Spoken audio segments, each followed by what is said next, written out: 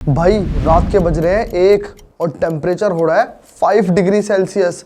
बड़ी ही मस्त वाली सर्दी पड़ रही है यार। और इतनी सर्दी में भी ना तुम्हारा भाई तुम्हारे लिए वीडियो बना रहा है। बेटा तुम तो रजाई कंबल लेके आराम से पड़ गए, लेकिन तुम्हारा भाई वीडियो बना रहा है इस सर्दी में। किसके लिए? तुम्हारे लिए।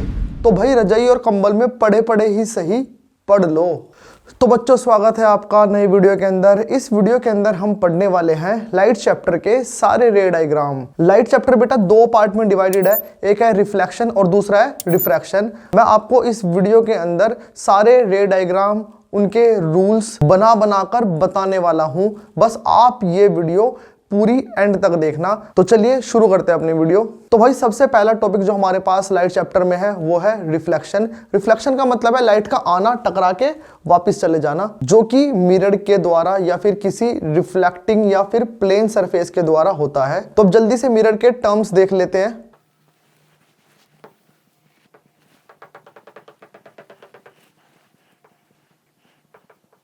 तो बच्चों ये है हमारे पास एक मिरर का छोटा सा टुकड़ा, जिसे कि हम बोलते हैं अपर्चर। और ये जो लाइन आप देख रहे हो जो बिल्कुल हमारे अपर्चर के बीच में से जा रही है, इसे बोलते हैं प्रिंसिपल एक्सिस।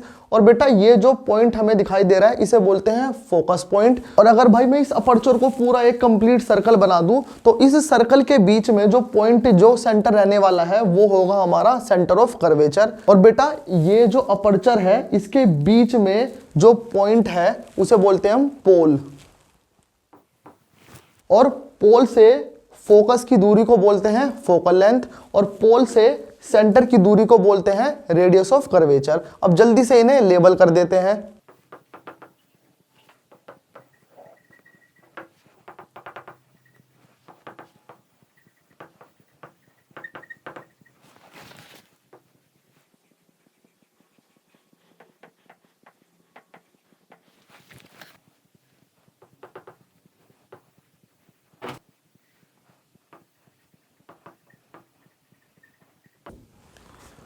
तो भाई ये हमारे पास मिरर के टर्म्स लेबल हो चुके हैं, आप जल्दी से इन्हें याद कर लो। तो बेटा अब बढ़ते हैं अपने नेक्स्ट डायग्राम पे। नेक्स्ट डायग्राम हमारे रे डायग्राम रहने वाले हैं मिरर के, लेकिन उन रे डायग्राम को बनाने से पहले हमें कुछ रूल्स सीखने पड़ेंगे, जिससे कि हम वो रे डायग्राम इजीली बना सके। कभी कभार रूल्स भी पूछ ले जाते हैं, तो देख लेते हैं अपने मिरर के कुछ रूल्स। बच्चों अगर मैं इमेज फॉर्मेशन के रूल्स की बात करूं, वो भी मिरर के अंदर, तो बेटा 4 रूल्स हमारे पास रहने वाले हैं, जिनकी सहायता से हम लोग अपने रे डायग्राम्स बनाने वाले हैं। बच्चों अगर मैं अपने पहले रूल की बात करूं तो पहला रूल ये कहता है कि अगर बहुत दूर हमारी ऑब्जेक्ट रखी है, मतलब कि इंफिनिटी, तो इंफिनिटी से जो भी लाइट रे आने वाली है वो कैसे आती है? वो पैरेलल आती है। किसके? प्रिंसिपल एक्सिस के। ठीक है, तो अगर प्रिंसिपल एक्सिस से लाइट रे हमारी पैरेलल आ रही है, ठीक है, तो अगर वो पैरेलल आ रही है तो वो कैसे जाएगी? तो बेटा टकराने के बाद, रिफ्लेक्शन करने के बाद वो लाइट रे फोकस से जाएगी। तो ये है हमारा फर्स्ट रूल। तो ये लाइट रे पैरेलल आई है प्रिंसिपल एक्सिस के, तो टकराने के बाद जब ये मिरर से टकरा गई, इसका रिफ्लेक्शन हो गया, तो ये कैसे जाएगी? ये बेटा फोकस से जाएगी।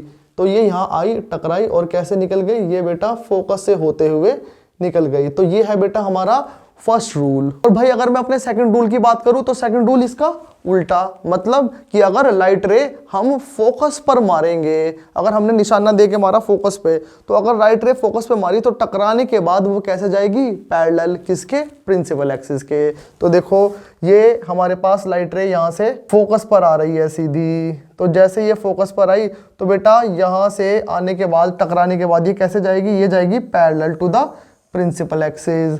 समझ आया? मतलब मैं कह सकता हूं इन शॉर्ट, फोकस पे आएगी तो कैसे जाएगी? पैरेलल जाएगी। तो अब देख लेते हैं थर्ड रूल। तो भाई थर्ड रूल क्या बोलता है? थर्ड रूल बोलता है कि अगर हम लाइट रे को सेंटर ऑफ कर्वेचर पे निशाना देके मारेंगे तो लाइट रे सेंटर ऑफ कर्वेचर से ही वापस जाएगी रिफ्लेक्शन होने के बाद।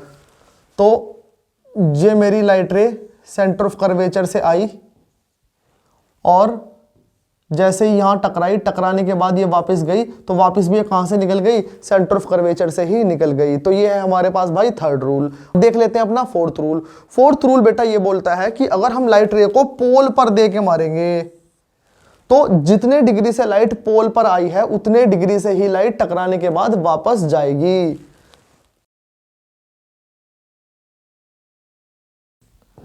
मतलब जितना एंगल ये बन रहा है उतना ही एंगल ये बनेगा। तो ये हमारे पास भाई हमारा फोर्थ रूल। तो ये हमारे भाई मिरर में इमेज फॉर्मेशन के 4 रूल्स हो चुके हैं, इन्हें आप लोग याद रखना। बढ़ते हैं अपने मेन टॉपिक पर, जो कि है मिरर के रे डायग्राम्स। बच्चों जैसा कि आप लोग जानते हो हमारे पास 2 प्रकार के मिरर रहते हैं, एक होता है कनकेव मिरर और एक होता है कन्वेक्स मिरर। और अगर मैं यहाँ पर केसेस की बात करूँ जो कि अब मैं आपको बनाकर दिखाने वाला हूँ, तो बच्चों कनकेव मिरर के ना टोटल 6 केस होते हैं, ठीक है। और अगर मैं कन्वेक्स मिरर की बात करूं तो कन्वेक्स मिरर के 2 केस होते हैं जो कि आप लोगों को याद रखने हैं और मैं आपको बनाकर बताने वाला हूं। तो चलते हैं जल्दी से कनकेव मिरर के 6 के 6 केसेस देख लेते हैं उनके रे डायग्राम के साथ। बच्चों अब हम अपने कनकेव मिरर के 6 केस के रे डायग्राम ड्रॉ करने वाले हैं। अब हम करने क्या वाले हैं एग्जैक्टली, हम ना ऑब्जेक्ट को बहुत दूर से मतलब इन्फिनिटी से धीरे धीरे मिरर के पास लेके आने वाले हैं और उसके हिसाब से कैसे कैसे कहां कहां इमेज बनने वाली है वो हम यहां पर देखने वाले हैं। बच्चों फर्स्ट सिनेरियो के अंदर ऑब्जेक्ट हमारी बहुत दूर इन्फिनिटी पर रखी हुई है, तो अगर इन्फिनिटी पर ऑब्जेक्ट है तो उससे रेज कैसे आने वाली है, तो उससे बेटा पैरेलल रेज निकलने वाली है। बेटा अगर रे पैरेलल आएगी टकराने के बाद मिरर से कैसे जाएगी, फोकस से।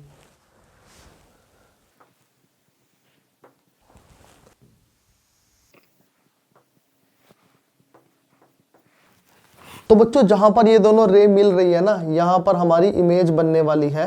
बेटा अब इसके कुछ कंक्लूजन भी नोट कर लेते हैं जो हमें पता होने चाहिए। बेटा ऑब्जेक्ट कहां रखी हुई थी, इन्फिनिटी पे। इमेज कहां बनी है, फोकस पर। और कैसी बनी है, साइज कैसा है भाई, वेरी स्मॉल या फिर पॉइंट साइज इसे बोल सकते हैं। और बेटा नेचर कैसा है, नेचर है रियल इन्वर्टेड। अब तुम कहोगे यहाँ पर तो कुछ ऐसा दिखाई नहीं दे रहा है, तो कोई बात नहीं, अगले वाले में दिखाई देगा आपको कि ये रियल इन्वर्टेड इमेज है। ये हो चुका है भाई हमारा फर्स्ट रे डायग्राम। बेटा अब चलने वाले हैं अपने नेक्स्ट रे डायग्राम पर। अगर मैं नेक्स्ट रे डायग्राम की बात करूँ ना, तो अब ऑब्जेक्ट ना थोड़ी सी पास आने वाली है मिरर के, मतलब यहाँ पर ये जो सी दिखाई दे रहा है इसके थोड़ा सा पहले आने वाली है। हम ना एक एक स्टेप करके ऑब्जेक्ट को आगे बढ़ाते रहेंगे, ठीक है। एक साथ पास नहीं लेके आना, धीरे धीरे करके एक एक स्टेप करके हम पास लेके आएंगे, तभी हमारे पास 6 केस बनने वाले हैं। तो अगले केस के अंदर जो ऑब्जेक्ट होगी वो सी के पीछे हम रखने वाले हैं, तब देखेंगे कि उसके हिसाब से इमेज कहाँ बनेगी। तो बच्चों ये हमने अपनी ऑब्जेक्ट ड्रॉ कर दी है। अब ना एक चीज याद रखना भाई, ये जो ऑब्जेक्ट है इससे ना 2 रेज हम निकालने वाले हैं और वो रे जहां पर जाकर मिलेगी वहां पर हमारी इमेज बनने वाली है। रे कैसे जाएंगी, जो हम रूल्स पढ़ के आए ना उनके हिसाब से रेज हमारी जाने वाली है। तो भाई पहली रे मैं हमेशा पैरेलल मारने वाला हूं प्रिंसिपल एक्सिस के। अगर वो पैरेलल जाएगी तो टकराने के बाद कहां से जाएगी, फोकस से।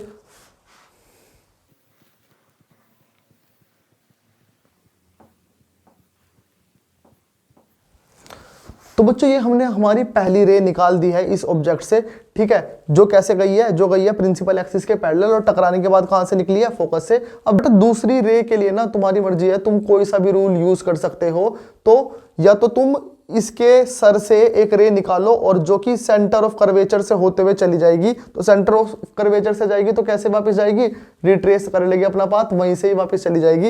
या फिर तुम फोकस पर मार सकते हो, कैसे मिलेगी, पैरेलल जाएगी, ठीक है। फिर तुम क्या काम कर सकते हो, यहां से एक रे निकालो और इसे मार दो पोल पे, और पोल पर जितने डिग्री से आएगी उतने डिग्री से चली जाएगी। और इत्तेफाक की बात यह है, ये सारी जितनी भी रेज है ना, ये सब एक ही पॉइंट पर मिलने वाली है जहां पर हमारी इमेज बनेगी। तो बेटा मैं इनमें से सिर्फ एक रूल यूज करने वाला हूं जो कि है सेंटर ऑफ कर्वेचर। मैं सेंटर ऑफ कर्वेचर पर लाइट मारूंगा तो लाइट वहीं से ही वापस चली जाएगी।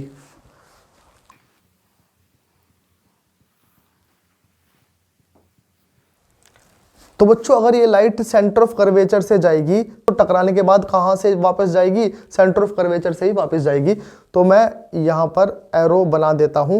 एरो बनाने बहुत जरूरी है भाई, इन्हीं से ही पता लगेगा कि रे कहां से आ रही है और कहां से जा रही है। तो अब एक चीज बताओ बच्चों, ये दोनों जो रे हैं ये कहां मीट कर रही है, ये ना यहां पर मीट कर रही है। तो अगर ये यहां पर मीट कर रही है ना, तो यहां पर हमारी इमेज बनने वाली है। अब इमेज बनाने के लिए ना मैं इस पॉइंट को प्रिंसिपल एक्सिस से ऐसे मिला दूंगा। तो जैसे मैंने इसे मिला दिया तो यहां पर क्या बनेगी, इमेज बनेगी।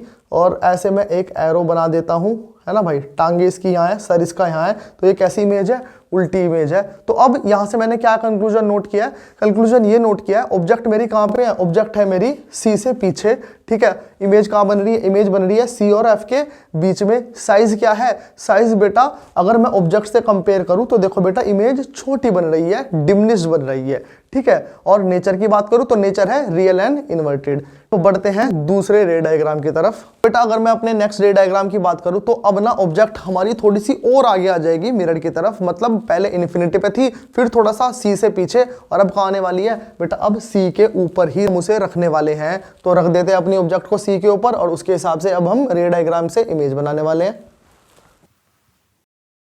बना लेते हैं भाई अपना रे डायग्राम। हमें दो रे इसके सर के ऊपर से निकाल के मारनी है मिरर के ऊपर, और देखनी है रूल के हिसाब से वो कहाँ जाकर मिलने वाली है।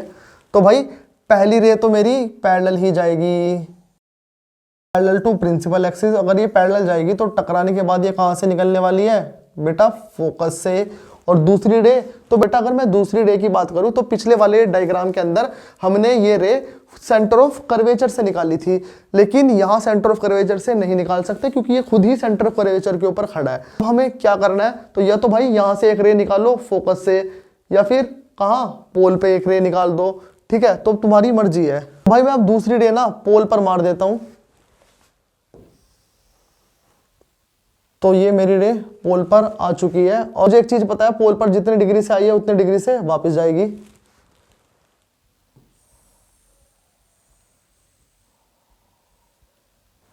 यहां पर मेरी क्या बनने वाली है? इमेज। तो मैं इस पॉइंट को इस प्रिंसिपल एक्सिस से मिला देता हूं। तो बेटा ये बन गई हमारी इमेज। कहां बनी है आप देख सकते हो? सेंटर ऑफ कर्वेचर पर ही बनी है। कैसी बनी है बेटा? ये सीधी है, ये उल्टी है, ठीक है। तो अब हम यहां से क्या कंक्लूजन नोट कर सकते हैं कि ऑब्जेक्ट कहां है? ऑब्जेक्ट है सेंटर ऑफ कर्वेचर पर। इमेज कहां बनी है? इमेज भी सेंटर ऑफ कर्वेचर पर बनी है। और अगर मैं साइज की बात करूं तो साइज क्या है? सेम। और नेचर की बात करूं तो नेचर है रियल और इन्वर्टेड। तो बढ़ते हैं अपने नेक्स्ट रे डायग्राम की तरफ। अगर मैं नेक्स्ट रे डायग्राम की बात करूं तो अब हमारी ऑब्जेक्ट ना और आगे आने वाली है मिरर की तरफ, मतलब अभी तक सेंटर पर पहुंच गई है। सेंटर ऑफ कर्वेचर के बाद वो थोड़ी सी और आगे जाएगी, मतलब अब कहां बनने वाली है? सेंटर ऑफ कर्वेचर और फोकस के बीच में। तो चलिए जल्दी से बना देते हैं। ये रख दी भाई हमने अपनी ऑब्जेक्ट। हर बार की तरह पहली रे इसके सर से पैरेलल, फिर से टकराने के बाद ये पैरेलल रे कहाँ से निकलने वाली है? वापस फोकस से। तो इसे बना देते हैं यहाँ, इसमें एरो के निशान भी बना देते हैं।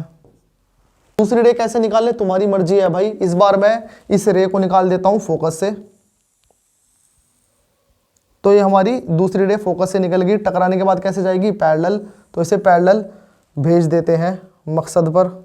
तो बच्चों यहाँ पर ये दोनों रे मिल चुकी है। अगर यहाँ पर ये दोनों रे मिल रही है तो इसका मतलब यहाँ पर इमेज बनने वाली है। तो जल्दी से यहाँ पर इमेज बना देते हैं। तो बेटा ये, अरे उल्टा, तो भाई टांगे उसकी यहाँ है, सर उसका यहाँ है। तो ये हमारी बन चुकी है इमेज। तो अगर आप ध्यान से देखोगे तो बेटा ये हमारे पास ऑब्जेक्ट है, ये हमारे पास इमेज है। अब आपने एक चीज नोट की है, यहाँ पर अब जो इमेज बन रही है ना वो थोड़ी सी बड़ी बन रही है। तो यहाँ से हम क्या कंक्लूजन नोट कर सकते हैं? यहाँ से हम ये कंक्लूजन नोट कर सकते हैं कि ऑब्जेक्ट कहाँ रखी है हमने? ऑब्जेक्ट अगर हमने रखी है सी और एफ के बीच में, तो इमेज कहाँ बनेगी? इमेज बनेगी बिहाइंड सी। और साइज की अगर बात करूँ तो साइज होगा एनलार्ज, मतलब कि हमारे ऑब्जेक्ट से बड़ा। और अगर मैं नेचर की बात करूं तो नेचर रहने वाला है रियल एंड इन्वर्टेड। तो अब बढ़ते हैं अपने दूसरे रे डायग्राम की तरफ। तो अगर मैं दूसरे रे डायग्राम की बात करूं ना तो अब हमारी ऑब्जेक्ट थोड़ा सा और पास जाने वाली है मिरर के। देखो कितने पास जा रही है मिरर के, तुम मत चले जाना कभी किसी के इतने पास। लास्ट केस में हमने बनाया था सी और एफ के बीच में, और अब जाने वाली है कहां पे? वो एफ पर। तो ये हमारी सीधी खड़ी हो चुकी है ऑब्जेक्ट। अब इसमें से दो रे निकालने वाले हैं हम लोग। बार की तरह पहली रे मेरी कैसे जाएगी? पैरेलल। तो अगर ये पैरेलल जाएगी प्रिंसिपल एक्सिस के तो कैसे निकलेगी? फोकस से। तो ये बेटा ऐसे निकल गई, कोई डाउट इसके अंदर? अब दूसरी रे फिर से मैं कहाँ मारने वाला हूँ? जहाँ मुझे जगह मिल रही है वहां मार दूंगा। कहाँ जगह मिल रही है भाई? पोल पर जगह मिल रही है। तो मैं दूसरी रे को कहाँ मार दूंगा? पोल पर। बेटा जैसे ही मैं इसे पोल पर बनाऊंगा तो टकराने के बाद ये कैसे जाएगी? ये जाएगी जितने ही एंगल से, जितने एंगल से ये आई है। तो बच्चों मुझे तो ये कुछ पैरेलल जाती हुई नजर आ रही है। ये दोनों रे पैरेलल जाती हुई नजर आ रही है। पैरेलल का मतलब ये कहीं मिलेगी ही नहीं। पैरेलल का मतलब ये कहाँ मिलेगी, ये मिलेगी बेटा इन्फिनिटी पे। याद करो हमने जो पहला केस देखा था, पहला केस के अंदर ऑब्जेक्ट कहाँ थी, इन्फिनिटी पे, तो वहां से रेज कैसे आ रही है, पैरेलल। तो सेम वे में अगर मैं यहाँ बात करूँ, यहाँ पर रेज कैसे जा रही है, पैरेलल, तो कहाँ मिलेगी जाके, इन्फिनिटी पे। मान लेंगे भाई हम। तो यहां से क्या कंक्लूजन नोट किया हमने कि ऑब्जेक्ट कहां पे रखी हुई है, एट फोकस। इमेज कहां बन रही है, एट इन्फिनिटी। साइज की बात करूं तो वेरी लार्ज, और नेचर की बात करूं तो फिर से रियल और इन्वर्टेड। क्यों, क्योंकि है तो नीचे की तरफ ही ना भाई। चलते हैं बच्चों अपने लास्ट केस की तरफ। तो अब ना भाई हमारे पास एक ही जगह बची है, कहां, फोकस और पोल के बीच में। तो जल्दी से अपनी ऑब्जेक्ट को बना देते हैं फोकस और पोल के बीच में। फिर से भाई वही काम करना है क्या कि इसके सर के ऊपर से 2 रे फेंक के मारनी है मिरर की तरफ। तो पहली रे कैसे जाएगी, हर बार की तरह पैरेलल टू प्रिंसिपल एक्सिस। अब ना यहां पर ना एक दिक्कत आ चुकी है भाई, यहां पर हम ना ये पैरेलल वाला केस नहीं ले सकते। क्यों, क्योंकि देखो जैसे ये रे पैरेलल जा रही है तो बेटा टकराने के बाद ये जैसे वापस जाने की कोशिश कर रही है ना, तो इस रे के सामने ना खुद ऑब्जेक्ट ही अड़ चुकी है, तो ये रे वापस नहीं जा पाएगी। तो हम एक काम करते हैं, इस वाले केस के अंदर ये वाला रे डायग्राम नहीं बनाएंगे, तो हम यहाँ पर कोई से दूसरे केस यूज करने वाले हैं। तो मैं एक काम करता हूँ, यहाँ से एक रे मार देता हूँ, कहाँ पे, सेंटर ऑफ कर्वेचर पे। सेंटर ऑफ कर्वेचर पे जाएगी तो टकराने के बाद वापस कहाँ से जाएगी, सेंटर ऑफ कर्वेचर से ही। तो बच्चों अगर यहां से एक रे मैंने इस प्रकार मारी है कि वो ना टकरा के कैसे निकल जाए सेंटर ऑफ कर्वेचर से। अब दूसरी रे मैं कैसे ड्रॉ कर सकता हूं भाई, दूसरी रे एक काम करो, पोल पे दे के मारो। अब पोल पर तुम्हें रूल पता ही है, जितने डिग्री से आएगी उतने डिग्री से ही वापस जाएगी। ये मैंने पोल पर इसे दे के मारा, अब ये जितने डिग्री से आई है उतने डिग्री से वापस जाएगी। अब बच्चों आपने एक चीज नोट की कि ये दोनों रे अगर आगे मैं एक्सटेंड करूंगा तो बेटा ये तो और ज्यादा फैल जाएंगी, ये तो कभी मिल ही नहीं पाएंगी। तो इसका मतलब क्या, हमारी लास्ट केस में इमेज नहीं बनेगी, बनेगी भाई। पर क्या करना पड़ेगा, अब बेटा मुझे ना इन्हें पीछे की तरफ एक्सटेंड करना पड़ेगा। मुझे ऐसा लग रहा है कि अब ये पीछे मिलेगी, आगे तो ये इनका कोई चांस है ही नहीं मिलने का, ये और ज्यादा एक्सटेंड हो जाएंगी। अगर पीछे एक्सटेंड करूंगा तो ऐसा प्रतीत हो रहा है कि ये पीछे जाकर कहीं ना कहीं मिल जाएंगी। तो चलो इन्हें जल्दी से पीछे एक्सटेंड कर लेते हैं। तो प्यारे बच्चों आप देख सकते हो, अगर मैं इन्हें पीछे एक्सटेंड करूंगा तो ये कुछ यहां पर जाके मिल चुकी है। तो दैट मीन्स कि जो अब इमेज बनने वाली है वो मिरर के पीछे बनने वाली है। और कैसे बन रही है, तो भाई अगर मैं यहां से ऐसे सीधे ड्रॉ करूंगा ना तो सीधी इमेज बनने वाली है। तो जल्दी से ड्रॉ कर लेते हैं। तो बच्चों ये हमारी यहाँ पर इमेज बन चुकी है। अब यहाँ मैं क्या कंक्लूजन नोट करता हूँ, तो देखो बेटा ऑब्जेक्ट कहाँ है मेरी, फोकस और पोल के बीच में। इमेज कहाँ बन रही है, इमेज बन रही है बिहाइंड द मिरर, मतलब कि मिरर के पीछे।